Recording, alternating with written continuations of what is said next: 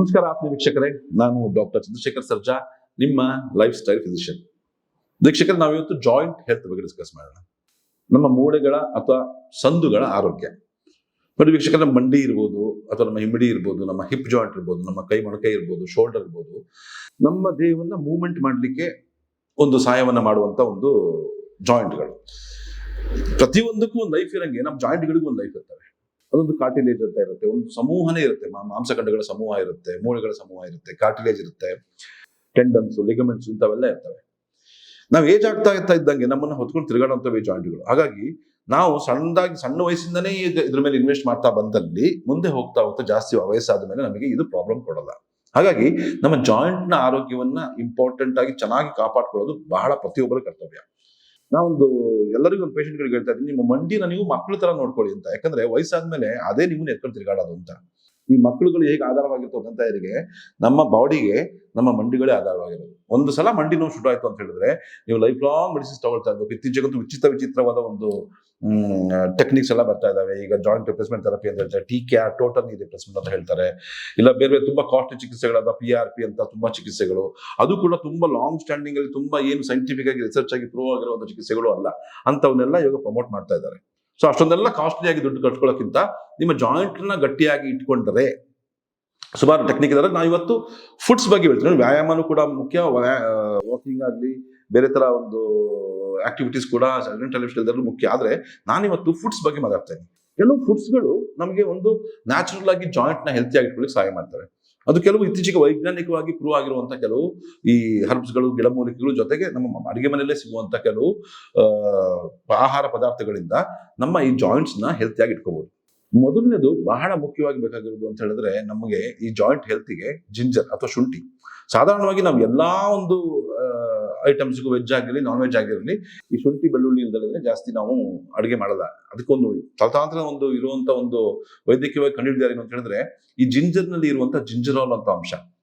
ಇದೊಂದು natural pain killer ಆಗಿ work ಮಾಡುತ್ತೆ. ಜಾಯಿಂಟ್ ನ ಒಂದು ಹೀಟ್ ನ ಜಾಸ್ತಿ ಮಾಡುತ್ತೆ, ಜಾಯಿಂಟ್ ನಲ್ಲಿ ಒಂದು ರಕ್ತ ಸಂಚಾರನ ಜಾಸ್ತಿ ಮಾಡುತ್ತೆ. ಇದರಲ್ಲಿರುವಂತ ನೈಟ್ರೇಟ್ಸ್ಗಳು ನೈಟ್ರಿಕ್ ಆಕ್ಸೈಡ್ ನ ಉತ್ಪಾದನೆ ಮಾಡುತ್ತೆ. ಜೊತೆಗೆ ಈ ಜಾಯಿಂಟ್ ಗಳಿಗೆ ಹೆಚ್ಚು ಈ ಬ್ಲಡ್ ಸರ್ಕ್ಯುಲೇಷನ್ ನ ಡೆವಲಪ್ ಮಾಡುತ್ತೆ ಅಂತ ಹೇಳ್ಬಿಟ್ಟು ವೈಜ್ಞಾನಿಕವಾಗಿ ಪ್ರೂವ್ ಆಗಿದೆ. ಈ ಶುಂಠಿಯನ್ನು ನೀವು ಆದಷ್ಟು ಈ ಕಷಾಯ ಮಾಡ್ಕೊಂಡು ಕುಡಿಯೋದು, ಅಥವಾ ನಿಮ್ಮ ಅಡುಗೆನೇ ಜಾಸ್ತಿ ಯೂಸ್ ಮಾಡ್ಕೊಂಡು ಕುಡಿಯುವಂಥದ್ದು, ಅಥವಾ ಈ ಶುಂಠಿಯ ಪುಡಿಯನ್ನು ನೀವು ಪ್ರತಿನಿತ್ಯ ನಿಮ್ಮ ಟೀಗೋ ಕಾಫಿ ತರ ಮಾಡ್ಕೊಂಡು ಶುಂಠಿಯ ಕಷಾಯ ಮಾಡ್ಕೊಂಡು ಕುಡಿಯೋದ್ರಿಂದ ಕೂಡ ನಿಮಗೆ ಹೇರಳವಾಗಿ ಈ ಶುಂಠಿಯಲ್ಲಿರುವಂತಹ ಜಿಂಜರ್ನ ಅಂಶ ನಿಮ್ಮ ದೇಹವನ್ನ ಸೇರುತ್ತೆ, ನಿಮ್ಮ ಒಂದು ಈ ಜಾಯಿಂಟ್ ನ ಹೆಲ್ತ್ ನ ಇಂಪ್ರೂವ್ ಮಾಡ್ಲಿಕ್ಕೆ ಸಹಾಯವನ್ನ ಮಾಡುತ್ತೆ ಅಂತ ವೈಜ್ಞಾನಿಕವಾಗಿ ಪ್ರೂವ್ ಆಗಿದೆ.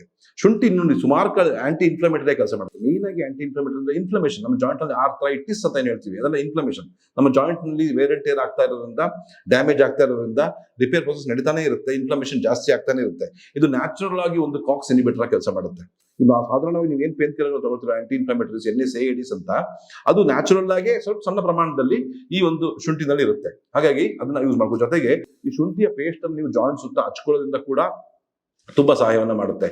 ಈ ಜಾಯಿಂಟ್ ಪೇನ್ ಸಡನ್ ಆಗಿ ರಿಲೀಫ್ ಸಿಗ್ಲಿಕ್ಕೆ ಈ ಶುಂಠಿಯ ಪಟ್ಟಿಯನ್ನ ಹಾಕೋದ್ರಿಂದ, ಅಥವಾ ಈ ಶುಂಠಿಯ ಪೇಸ್ಟ್ ನ ಒಂದು ಬಟ್ಟೆ ಮೇಲೆ ಹಾಕ್ಬಿಟ್ಟು ಅದನ್ನ ನಿಮ್ಮ ಜಾಯಿಂಟ್ ಮೇಲೆ ಇಟ್ಬಿಟ್ಟು ಅದನ್ನ ಕಟ್ಟೋದ್ರಿಂದ ಕೂಡ ಈ ಜಾಯಿಂಟ್ ಪೇನ್ಗಳು ಕ್ರಮೇಣವಾಗಿ ಕಡಿಮೆ ಆಗ್ತಾ ಬರುತ್ತೆ ಅಂತ ಹೇಳ್ಬಿಟ್ಟು ಕೂಡ ವೈಜ್ಞಾನಿಕ ಪ್ರೂವ್ ಆಗಿದೆ. ಎರಡನೇ ಒಂದು ಬಹಳ ಮುಖ್ಯವಾದ ನಮ್ಮ ಒಂದು ಸೌತ್ ಇಂಡಿಯನ್ ಅಡಿಗೆ ಯೂಸ್ ಆಗೋದು ಅಂತ ಹೇಳಿದ್ರೆ ಟರ್ಮರಿಕ್ ಅಥವಾ ಅರಿಶಿನ. ಅದರಲ್ಲಿ ಕುರ್ಕುಮಿನ್ ಅಂತ ಅಂಶ. ಇದು ಆಕ್ಚುಲಿ ಎಷ್ಟು ಫೇಮಸ್ ಆಗಿದೆ ಅಂತಂದ್ರೆ ಇಂಡಿಯಾದಿಂದ ಈಗ ಟನ್ ಗಟ್ಟಲೆ ಇವಾಗ ಎಕ್ಸ್ಪೋರ್ಟ್ ಆಗ್ತದೆ. ಯಾವುದೇ ಒಂದು ನೀವು ಆಯುರ್ವೇದಿಕ್ ಮೆಡಿಸಿನ್ಸ್ ನೋಡಿ ಅದರಲ್ಲಿ ಈ ಟರ್ಮರಿಕ್ ನ ಅಂಶ ಇದ್ದೇ ಇರುತ್ತೆ. ಯಾಕಂದ್ರೆ ಅದರಲ್ಲಿ ಇರುವಂತಹ ಪ್ರಾಪರ್ಟೀಸ್, ಆಂಟಿ ಏಜಿಂಗ್ ಪ್ರಾಪರ್ಟೀಸ್ ಇರ್ಬೋದು, ಆಂಟಿ ಬ್ಯಾಕ್ಟೀರಿಯಲ್ ಪ್ರಾಪರ್ಟೀಸ್ ಇರ್ಬೋದು, ಆಂಟಿ ಇನ್ಫ್ಲಮೇಟರಿ ಪ್ರಾಪರ್ಟೀಸ್ ಇರ್ಬೋದು, ಆಂಟಿ ಆಕ್ಸಿಡೆಂಟ್ ಪ್ರಾಪರ್ಟೀಸ್ ಇರ್ಬೋದು, ಈ ಕ್ಯಾನ್ಸರ್ ನಿಂದ ಹಿಡಿದು ಎಲ್ಲಾ ಒಂದು ಮಾರಕ ಕಾಯಿಲೆಗಳನ್ನ ತಡೆಗಟ್ಟಲಿಕ್ಕೆ ಸಹಾಯವನ್ನ ಮಾಡುತ್ತೆ ಅಂತ ಹೇಳಿ ಕೂಡ ವೈಜ್ಞಾನಿಕವಾಗಿ ಪ್ರೂವ್ ಆಗಿದೆ. ಇದರಲ್ಲಿರುವಂತಹ ಕುರ್ಕುಮಿನ್ ಅಂತ ಒಂದು ಕೆಮಿಕಲ್. ಆಕ್ಚುಲಿ ಈ ಕುರ್ಕುಮಿನ್ ಅನ್ನೋ ಕೆಮಿಕಲ್ ಒಂದು ನ್ಯಾಚುರಲ್ ಕಾಕ್ಸ್ ಇನ್ಹಿಬಿಟರ್, ನ್ಯಾಚುರಲ್ ಒಂದು ಆಂಟಿ ಇನ್ಫ್ಲಮೇಟರಿ ಮೆಡಿಸಿನ್ ತರ ವರ್ಕ್ ಆಗುತ್ತೆ. ಜೊತೆಗೆ ಜಾಯಿಂಟ್ ಸಪ್ಲಿಮೆಂಟ್ಸ್ ನಲ್ಲಿ ಇರುವಂತ ಎಲ್ಲಾ ನೀವು ಆಯುರ್ವೇದಿಕ್ ಅಥವಾ ಸಿದ್ಧ ಮೆಡಿಸಿನ್ಸ್ ಯಾವ್ದಾದ್ರು ನೀವು ತಗೊಂಡು ನೋಡಿ, ಅದರಲ್ಲಿ ಕುರ್ಕುಮಿನ್ ಅಂಶ ಹೇರಳವಾಗಿರುತ್ತೆ. ಯಾಕಂದ್ರೆ ಇದು ಕೂಡ ಬ್ಲಡ್ ಸರ್ಕ್ಯುಲೇಷನ್ ಜಾಯಿಂಟ್ಸ್ ಇಂಪ್ರೂವ್ ಮಾಡುತ್ತೆ, ಒಂದು ಹೀಟ್ ಅನ್ನು ಇಂಪ್ರೂವ್ ಮಾಡುತ್ತೆ, ಕಾರ್ಟಿಲೇಜ್ ನ ರಿಪ್ರೊಡಕ್ಷನ್ ಹೆಲ್ಪ್ ಮಾಡುತ್ತೆ, ಜಾಯಿಂಟ್ ಏಜಿಂಗ್ ಆಗೋದ ಆಂಟಿ ಏಜಿಂಗ್ ಆಗಿರೋದ್ರಿಂದ, ಆಂಟಿ ಆಕ್ಸಿಡೆಂಟ್ ಆಗಿರೋದ್ರಿಂದ ಜಾಯಿಂಟ್ಸ್ ಏಜಿಂಗ್ ನ ಕಡಿಮೆ ಮಾಡುತ್ತೆ. ನಮ್ಮ ನೋಡಿ ಈಗ ನಾನು ಮುಂಚೆನೆ ಹೇಳ್ದಂಗೆ ಪ್ರತಿಯೊಂದಕ್ಕೂ ಒಂದು ಏಜ್ ಅಂತ ಇರುತ್ತೆ, ಒಂದು ಲೈಫ್ ಅಂತ ಇರುತ್ತೆ. ನಾವು ಅದಷ್ಟು ಹೆಂಗ್ ಆಗಿ ಇಟ್ಕೋಬೇಕು ಅಂದ್ರೆ ಅದಕ್ಕೆ ಲೂಬ್ರಿಕೇಶನ್ ಚೆನ್ನಾಗಿರ್ಬೇಕು.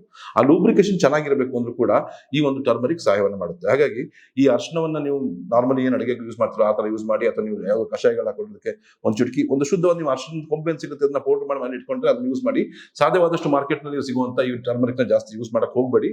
I don't recommend it.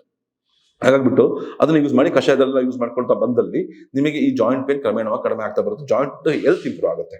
ಮೂರನೇದಾಗಿ ನಮ್ಮ ಒಂದು ಜಾಯಿಂಟ್ ಲುಬ್ರಿಕೇಶನ್, ಅಂದ್ರೆ ನಾನು ಹೇಳ್ದಂಗೆ ಮುಂಚೆ ಹೇಳ್ದಂಗೆ ಸೈನೋವಿಯಲ್ ಫ್ಲೂಯಿಡ್ ಅಂತ ಇರುತ್ತೆ. ಲುಬ್ರಿಕೇಶನ್ ಚೆನ್ನಾಗಿರ್ಬೇಕು ಅಂದ್ರೆ ಆಯಿಲ್ ನ ಅಂಶ ಇರಬೇಕು, ಅದರಲ್ಲೂ ಕೂಡ ಹೆಲ್ತಿ ಫ್ಯಾಟ್ಸ್ ಜಾಸ್ತಿ ಇರಬೇಕು. ಅದಕ್ಕೆ ನಮ್ಗೆ ಸಿಗುವಂಥದ್ದು ನಟ್ಸ್ ಅಂಡ್ ಸೀಡ್ಸ್. ಈ ಬೀಜಗಳಲ್ಲಿ ಸೂರ್ಯಕಾಂತಿ ಬೀಜ ಇರ್ಬೋದು, ಅಥವಾ ಚಿಯಾ ಸೀಡ್ಸ್ ಇರ್ಬೋದು, ಅಥವಾ ಕಾಮಕಸ್ತೂರಿ ಬೀಜ ಇರ್ಬೋದು, ಪಂಪ್ಕಿನ್ ಸೀಡ್ಸ್ ಇರ್ಬೋದು. ಇದರಲ್ಲೆಲ್ಲ ಹೇರಳವಾಗಿ ನಿಮಗೆ ಸಾಲ್ಯುಬಲ್ ಫೈಬರ್ ಕೂಡ ಜಾಸ್ತಿ ಇರುತ್ತೆ, ಒಮೆಗಾ 3 ಫ್ಯಾಟಿ ಆಸಿಡ್ಸ್ ಕೂಡ ಜಾಸ್ತಿ ಇರುತ್ತೆ, ಮತ್ತು ಒಳ್ಳೆಯ ಕೊಬ್ಬಿನ ಅಂಶ ಇರುತ್ತೆ.